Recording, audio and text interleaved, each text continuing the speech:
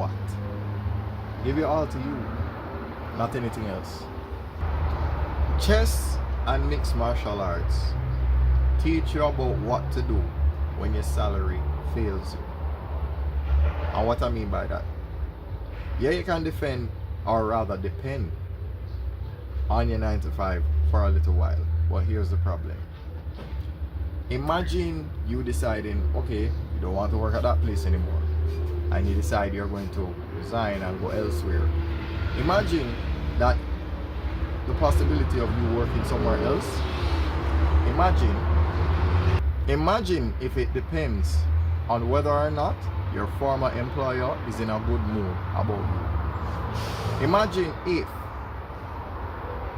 your former principal or whoever decide that if somebody call him about you,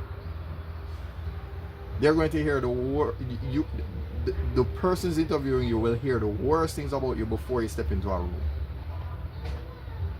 You're at the mercy of forces that you have no control over. The only thing you have control over is what you have created. And if you don't create an alternate lane for yourself, you'll be out in the cold. Out in the cold. There's a reason why you have an emergency brake. Because the brakes, the foot pedal brakes, you can press on that for dear life and it can fail you. The same thing can happen to you with your teacher salary. It can fail you. Because if somebody decide because them in them feelings, you don't get a job anymore, you're out of a job. Not because you've done anything wrong. I've said this before on different, or rather in different circumstances on different pages.